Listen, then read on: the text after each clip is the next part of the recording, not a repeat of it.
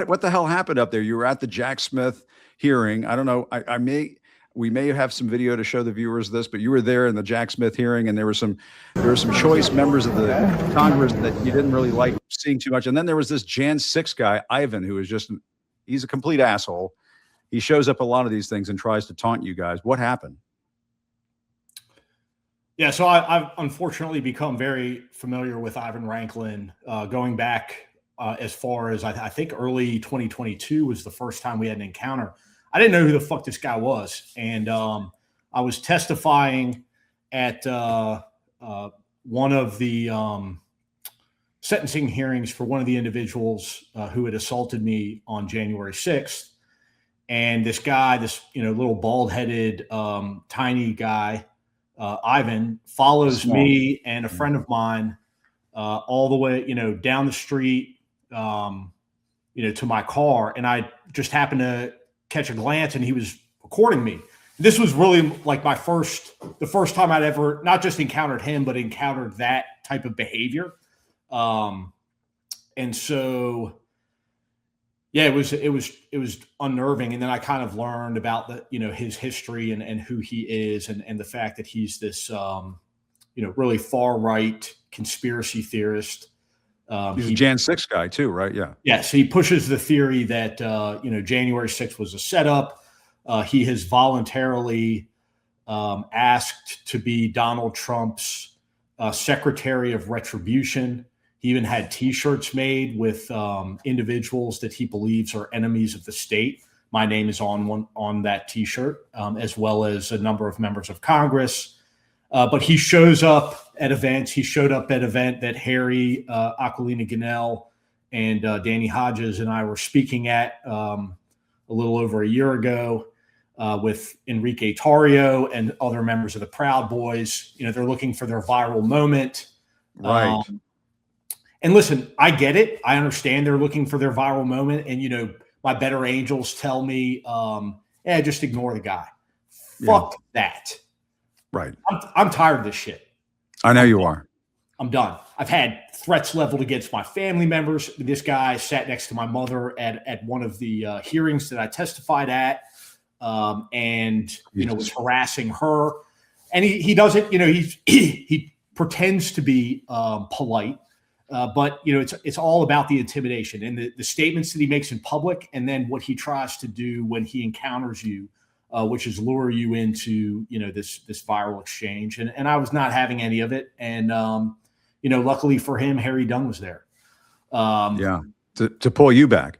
But I mean, what was it also like? I mean, because the other thing, you were there for the Jack Smith testimony, and all the not all the Republicans, but most of the Republicans on the committee basically took their chance to kneel at the altar of Donald Trump and to continue to parrot the January 6th lies and the election lies. I mean, it's kind of incredible. They won't give it up. Some of these guys won't give it up.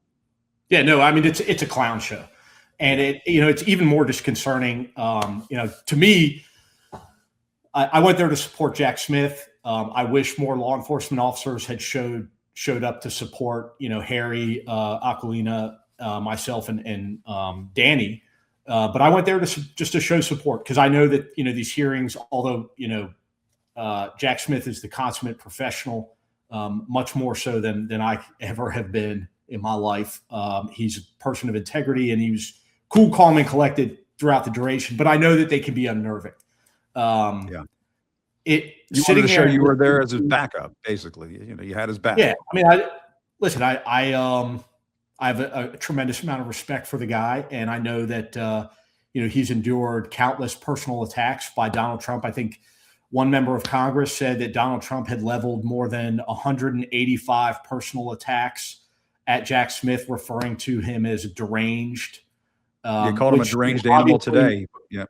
Yeah. I mean, that's what, and then what that does is, it incites his supporters to go and target these people, target their families. And so I just wanted to be there to tell him, hey, I respect what you're doing and I appreciate it. And so does the vast majority of America. It's infuriating watching these Republicans bend themselves into pretzels like you were saying, to bow at the altar of Donald Trump. And Eric Swalwell, he testified, or, he spoke at, during his time, and acknowledged the fact that pretty much everybody on the other side of the aisle, all his Republican colleagues, as he called them, have said in private that Donald Trump is a raving buffoon, and that he is a danger to this country.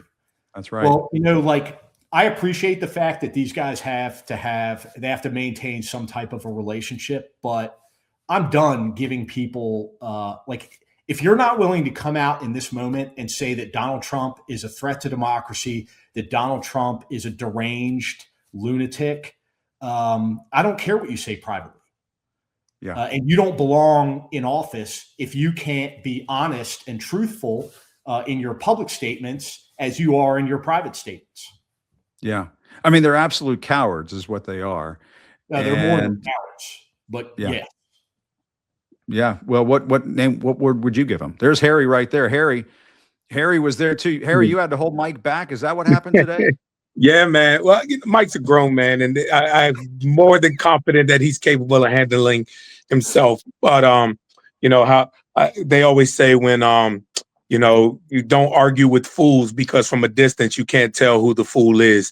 We all know what type of person that Ivan Raiklin is, and I just didn't want Mike to get in any trouble. I care about him. I love him. That's my brother, and I'll always be there for him. But it was actually for Ivan's protection more so. Holding Mike back. I hate to even talk about the guy because he's an asshole. I mean, he was at the Comey arraignment and was harassing Olivia Troy. And this is what he does. He harassed Comey's family too. This is what he does. He just goes around and harasses. He tried to harass us at our town hall that we had earlier this month. I encourage all of your viewers to go and watch the CNN did a fantastic interview with him that was beyond fucking weird. I mean, it was the weirdest thing. Yeah. Like there was one point where he's like shooting at a range, and then it goes to like him at a public swimming pool, and he's like has no shirt on, and there's kids around. I'm watching that. And it was just really, it was very insightful. It gave me a lot of insider knowledge as to, what this guy is all about. And Harry, I was just asking Mike, I mean, to hear these Republican members of that committee continue to peddle the big lie, to continue to talk about this it's crazy shit. Trump was talking about it in Switzerland. They can't get off of it. He lost. It must be so frustrating. I can't imagine. It is. But Jim, we've known each other for years now, unfortunately, because of this. And, but obviously our JMU roots go deep. So, but that's right. We've been mad and dealing with these lies for 5+ years, dude. Like, it's not like we didn't learn anything new, and like all this stuff and then with Troy Nels talked about, they're going to get to the bottom of this, and he blamed man, listen, and about that, sure, if there was some failures at law enforcement or our higher ups when we were frontline, if there were some failures, then sure, they should be held accountable, period. No, full stop. No ifs, ands, or buts. But also at the same time, Donald Trump doesn't tell people to go down to the Capitol, then January 6th doesn't happen. Like, let's be 100% clear about that. Like, so, man, like a lot of people could have been a man. That would never happen. Also, to that degree, there was a Senate. I mean, back in what was it, 2021? There was a Senate investigation into the security failures at the Capitol, and they've already laid all of that out. Yes, there were security failures at the Capitol, but guess what? If Trump didn't orchestrate, fund, and then incite the insurrection, then none of that shit would have ever happened. Yeah. And he said, let's go down to the Capitol. He said. Yeah. I mean, he said it was more than that. I mean, Jack Smith. Well, of course. I mean, we all know that. Read the transcripts. Proof beyond a reasonable doubt. This is his words that Donald Trump orchestrated January 6th. The lies that he was peddling, but even more, getting into the weeds in the organizations that he involved himself with or his administration, and then funding. learning finally that there was, they have the receipts that Donald Trump paid for the travel expenses for the vast majority of the individuals that came to the Ellipse that day. And then, got them all fired up with, his long list of just really great speakers, just great Americans. and then at the end, let's go to the Capitol. Come with me. I'll be with you. Yeah. Yeah. Well, guys, good on you for standing tall up there, and appreciate it as always. Seriously. Thanks for what you got do. it, man. Always, don't brother. Don't let Ivan. He's a tiny little guy. Next time, Mike, just pat him on the head like Benny Hill or whatever it is. Dude, wait, so many fucking sue me. Yeah, he did say that. Don't do it. I got to stop wearing hoodies, dude. Like, so many people thought I was fucking Fetterman. I was like, wait a minute, dude. Like,